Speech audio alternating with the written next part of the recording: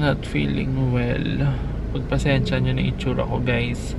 Ang dami ko ng pinagdaanan. Napanood nyo naman sa last vlog natin, diba? Nag-cafe-cafe. First time ko lang kasi matry yun. Coconut coffee kasi yun na may egg kineme. And I think na-trigger yung acid. Kagabi ko pa to iniinda. Pauwi pa lang kami ni Maika. Iniinda ko na siya, tapos lumala siya ng lumala. Hanggang sa first time, actually na-experience ko na kasi ito before. Hindi ko alam kung nung April pa ata or May. Pero never naman akong sumusuka. Nawawala din siya agad after. Tapos umokay ako saglit. Tapos nung natulog na ako, ayun, bumalik siya. Hindi na ako nakatulog ulit. So basically wala pa akong tulog ngayon. Ano tablet? Tablet? Yung ano? Yung Gaviscon? Nandito kami ngayon sa Mercury. Basama ko kay mama. Bumili ako ng Gaviscon tsaka ng Omezeprazole para siya sa acid. And thank you so much kay Doc Von kasi na-ask ko na to sa kanya before, tas naalala ko uli ngayon. And I think na-trigger talaga siya sa coffee, guys, kasi wala naman akong bagong kinain na mga bago sa panlasa ko kahapon.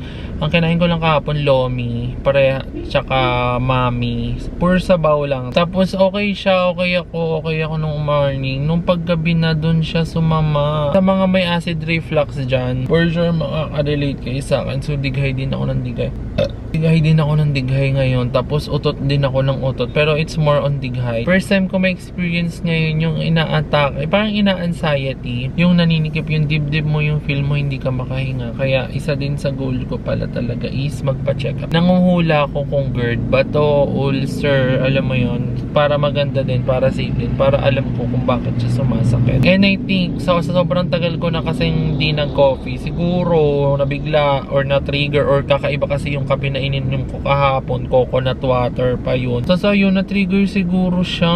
3:42 PM na. Kagabi gusto ko na magpa-ER talaga, kaso wala, natiis ko naman siya. Kanina pag nakaupo ako hindi siya masakit. Tapos nung kumain ako kahit nakaupo ako sumakit na naman siya. Kaya nag-decide na ako, naalala ko na kailangan kong bumili ng Gaviscon para ma-manage ko man lang sana yung acid niya. I hate this feeling. O before talaga uminom lang ako ng warm water, pero hindi siya effective. 2 beses na ako sumuka kagabi. Sabi ko parang di naman ako lapitin ng sakit, di naman ako nagkakalagnat. Ay maybe sa past ko din to, mga lifestyle ko before. Ito na yung pinakamatagal. Ang una ko na-experience sa pinakamatagal na gantong suminampong ako, 8 hours lang. Pero ngayon, ang OE, 12 hours na. Tapos syempre, pag sumuka ka, parang nalalasa mo pa din siya, diba? Kahit after mo mag-toothbrush, tapos parang ganyan. So, ginawa ko gabi, kumuha ko ng isang pirasong chocolate na maliit. Kinain ko. Pagka-search ko, nakaka-trigger pala yun ng acid reflux. Ano sabi? Magkano lahat? 1,065. Sayang wala akong discount ID. Mahal pala nito, guys. 44 isa. Ang dami ko naman binili. Sa gilid mo kasi buksan. Para hindi pangit lasa.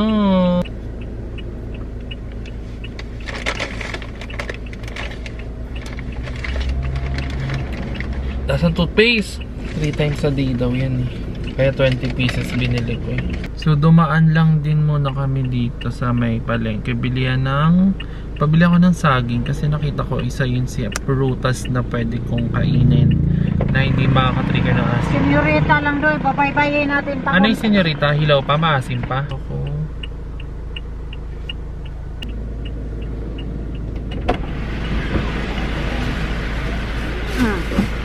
Wala na tayong sibuyas. Parang namamalengke ka naman. Parang di na yan pang ano.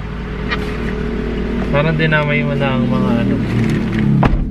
Mahihili na dyan daw. Saglit na lang yun. Yun lang bibilin ko. Bili ka lang ng MP mo na naman eh. Sus, ginawa ko. Pagbigyan mo na. Eme ka Yun sa ang kaligayahan ko doy. emperador ka. Pag mamatay na ako, wala na kayong makikita sa akin. Parang mauuna pa nga ni ako. Grabe, parang naging grocery shopping haul ang atake ng ating vlog. Bumili na ako ng maraming sabon kasi dami tayong labahan. Nemen, natutuwa ka lang. Tuwan-tuwa ka lang sa top lang eh. Eksena mo din eh. Magkano lang to lahat? 500 lang yan. Lang. Nilalang mo na lang yung 500. Yung itang sabon, magkano lang yan? 6 pesos. Ang dami pang laman. Kontra sa iba. Mas mahal yung alak mo talaga sa sabon. Ang alak. Vitamins rin yan. Hindi mo maiwasan.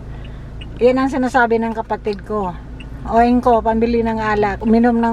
Iniiyak ka na nila yung alak ngayon. Grabing ugali yan. Tapos pag ako nag-inom, galit. Ano ba yun? Kailan pa ba ako inom? Wag wala na akong hininga. Nahimik kang bebe. Magsimba kayo. Magsimba kayo. Hi mga darling, this is me the next days, and I'm still healing sa aking acid reflux, and hindi pa ako nakakapagpa-check up actually. And medyo masakit pa yung tummy ko dahil nga siguro sa mga kakasuka ko to nung mga nakaraan. Dahil ayun, nagre-recover pa nga siya. Nung pangalawang suka ko kasi it's more on acid na lang talaga yung sino ko, kaya parang sobrang sakit pa din ng tiyan ko, pero mas better naman na ako compared nung past 2 days. Simula kagabi, tsaka until now, utot ako ng utot dahil siguro nire-release niya nga ang aking gas or mga anuman. Burp din ako ng burp. Pero, nung mga nakarang araw din for 3 days ata, hindi din ako nakakain guys. Mapapa-faster talaga ang ating diet ito. Hindi ako nakakain guys. Wala akong gana. Buti na lang nagluto si mama ng tinola nun. So, nagsabaw-sabaw lang talaga ako. And feel ko na dehydrate din ako kasi sobrang dry ng labi ko. Kasi hindi din ako makainom ng sobrang daming water. Kasi alam mo, parang mabigat yung tiyan. Bloated, ayun. Bloated. Tapos parang bigat ng tiyan ko. Tapos hirap akong gumalaw. Tapos sobrang hirap na hirap din akong makatulog. Actually, itong na-experience ko yun, ito yung pinaka-worst sa lahat. Akala ko ang pinaka-worst ko na na-experience is yung 8 hours na sumakit siya. And then, ito pa pala. So, natatakot ako na baka sa susunod, mas worse na, pataba patagal na bagal, mas worse. And, nag-research din ako, syempre. Ayun, may na-research nga ako na sometimes acid reflux because of stress. Pero hindi ko masabing stress ako, guys. Like, kasi nung gabi na yun, naisalala ko lang din pala kasi nagpatong-patong na yung mga mali kong ginawa that day. Kasi masakit lang yung upper, tummy ko eh. Tapos kumain ako ng pares, so nag-chili oil ako, so na-trigger siya malala. Pauwi pa lang ako, sobrang sakit niya na. Pag uwi ko dito, after unang suka ko, kumain ako ng chocolate. Kasi para matanggal yung lasa ng suka, sobrang galing ko talaga, di ba? Kumain ako ng chocolate. Dubai, chewy pa yun, galing Dubai. Chocolate na kinain ko.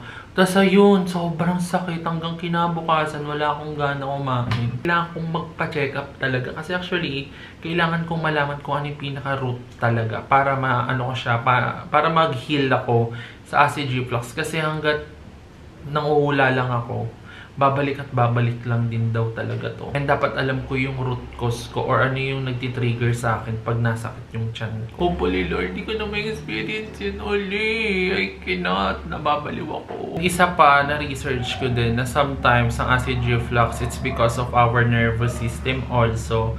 Dahil kapag yun nga, syempre takot na tayong mag-acid reflux. So, naaano siya sa utak natin na ma-manifest siya. Kaya daw talaga dapat daw iwasan natin yung parang feel mo, ala, feel ko dito, meron akong ulcer. Ala, feel ko, may iwan ako, sakit ako sa bato. Kasi na-manifest siya sa utak natin. Tapos nagiging sakit daw talaga natin siya. Kaya, ngayon, feel ko wala lang naman itong nararamdaman ko. Ano lang to, wala to, ano lang to. Nagmamassage lang to tiyan ko, nagre-regenerate lang to. Kaya, ganon dapat. Pero, nakaraan, di ba, hindi ako nakakangiti-ngiti, guys. Ito yung pinaka-better. Kasi kagabi hindi din pa ako, ganyan-ganyan pa ako. Pero, ngayon, masakit pa din naman yung tiyan ko. As in, alam mo yung nagre-recover pa din siya. And medyo weird ako, guys. Ang gusto kong pagkain ngayon, alam nyo, kinikrave ko yung mga sinasawsaw sa ketchup. Pero bawal ako sa tomato. Pero hindi naman ako natitrigger sa tomato. Pero bawal daw kasi ang tomato kasi nakaka-trigger din siya ng acid. Tsaka onion. So sa may mga acid reflux dyan, guys, comment down below ano yung mga nakakapagpag-heal sa inyo kapag ina-atake kayo. Magtulungan tayong lahat dito. Lalagpasan din natin itong acid reflux, GERD, kung ano man itong nandito sa tiyan natin. And hopefully makapagpa-check up din ako agad para hindi ako nanguhula kung bakit siya nasakit. Dahil to sa high pylori, alam mo yun, basta yung maglagay ng medical term, pero na-research ko naman yung mga iba't ibang klase dahil nga sakiti. So may isa akong parcel dito. This one is damit lang to. So open natin siya. From TikTok shop lang din to, guys. And sa mga nagtatanong ng link pala ng aking damit sa aking last vlog, yung color blue, ilalagay ko sa TikTok showcase ko, guys. Hanapin nyo na lang doon. Hanapin ko muna yung link. Ito, Ay, hindi pala. Ito pala yung gamit. And bibili na ako ng probiotics ko, guys. Kasi tinigil ko yun. Isa yung pala kailangan talaga para sa gut problem. Kasi nga, baka sa gut problem din. Ay, ang ganda ng color. Color dilaw. Abangan nila lang ang magiging photos natin dito. At kayo mga tao, kaya pag nagpo-post ako ng picture, iniisip nyo edited yung picture ko. Ganun ba ako kaganda sa paningin nyo para isipin yung edited yun? Maingit kayo. Ay, porket na maayos yung picture ko, sabihin nyo, huy, iwas sa kaka-edit, okay naman sa pillar. Huy, pinicture kayo sa G7X ko. Comment pa kayo. Wala, parang ang laki. Large na lang to. Oo nga, ang laki. Pero, ayan, hindi ko muna siya susukatin. Abangan nyo na lang to sa ating vlog ko. Magla-live muna ako sa TikTok. Racket muna. As!